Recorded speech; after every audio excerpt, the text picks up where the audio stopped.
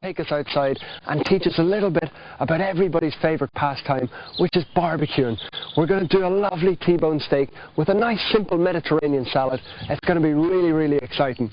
And the first thing I'm going to do is I've lit my barbecue on a nice big powerful flame because we need that to cook our lovely steak.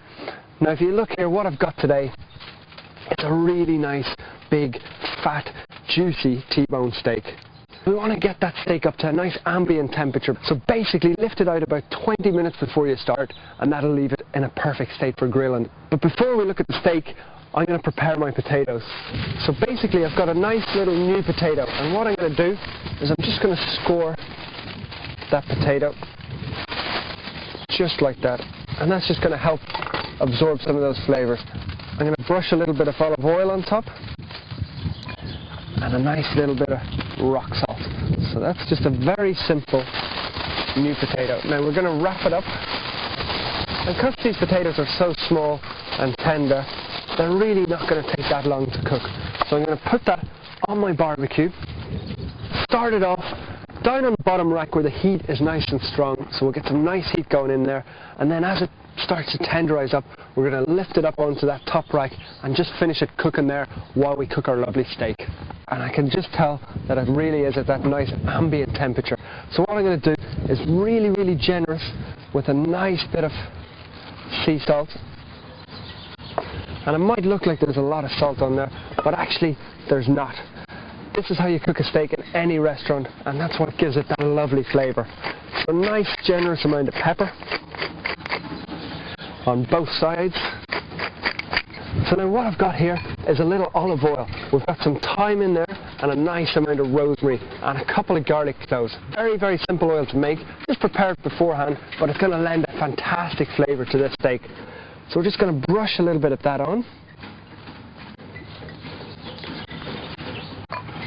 Both sides. And down the side. And that's it. That's how simple it is to prepare the steak for the barbecue. So you can see that that lovely new potato has been on there for about 20 minutes. I've turned it a couple of times, and I can just tell by touching it that it's getting nice and tender. So what we're going to do is we're going to lift that up to the higher rack, and that'll cook away up there as we cook our steak. So the first thing and most important is a really hot grill. It has to be as hot as you can get it, because we want to sear it on the outside and keep it nice and pink in the middle. So we just sit our steak on there. This really isn't a difficult process, it just has to be followed exactly. It's literally going to be 2 minutes on that side, flip it over, 2 minutes on the other side, and that should do it. What we'll do then is we'll rest the meat, and that's where it gets really important to follow these simple instructions. So now what I've prepared here are very simple little vegetable kebabs. I've just thrown a couple of quick zucchinis on there, a couple of onions, and some nice red pepper. It's a very simple thing to do, and they should turn out very nicely. So a little bit of salt and pepper, just as we did with the steak. We'll give them a little brush with our oil. And I'm telling you, once these lovely kebabs go on the barbecue and crispen up, they're going to be absolutely delicious. So I'm just going to pop those there, right beside my steak. They're not going to take long either. We want to keep a nice bit of crunch in the vegetables. So that steak's been on there for about 1.5 minutes now, and you can see those lovely lines starting to emerge. So what I'm doing is I'm just turning it 90 degrees, and what that's going to ensure is that's going to mean that we're going to have those lovely crisscross diagonal lines. So my steak's been on that side for about a further 45 seconds. So over that steak goes, and you can see that we've got a lovely colour and fantastic caramelization happening there. That's looking really good. So just also at the same time give your little baked potato a turn over, and we're going to check on our lovely vegetable skewers. So you can see them starting to take some colour now. Just flip that across, and now a very nice little touch, a little bit of fresh thyme and a little bit of fresh rosemary. And all I'm going to do is lift that steak up, put them on the grill, and put the steak back down. So what's going to happen is those herbs, they're really going to become very fragrant, and they're going to perfume the meat absolutely perfectly. So while that meat is finishing there, we're going to come across here and make our little salad.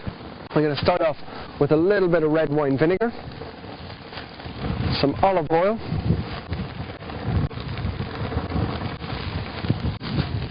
And we're just going to whisk that together.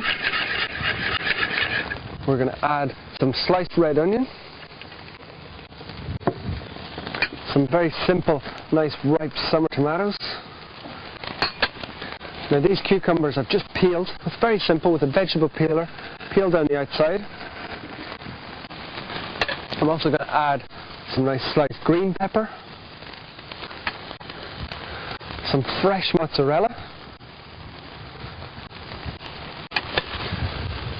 I've got a few nice simple black olives and the juice that they come in. The juice will help it bind up a little bit.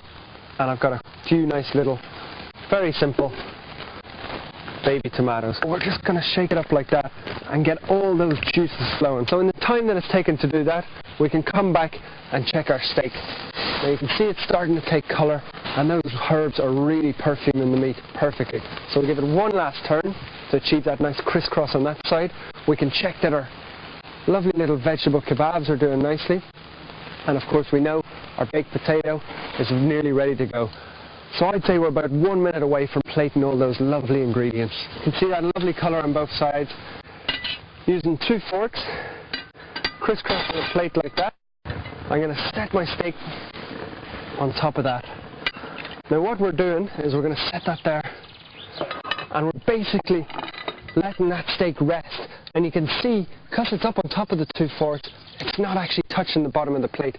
Now what's so important about resting beef is that it tenses up during cooking, but what's going to happen now is it's going to relax and some of those juices are going to flow out. So why we have it on 2 forks is we don't want that steak to become stagnant and lying in its own juices. So that's going to take about 3 to 4 minutes to rest. As it does, we can see that our lovely little vegetable kebabs are finished. They've got some really nice colour on them. So they go onto our plate. We're also going to have our nice little baked potato and our lovely salad, just like that. And that's a perfect little light summer salad and some nice kebabs to go along with our perfectly cooked steak over here. I can just tell by touching that that's absolutely perfect. So we'll place the steak along with our lovely salad and kebabs, and we'll be able to enjoy a fantastic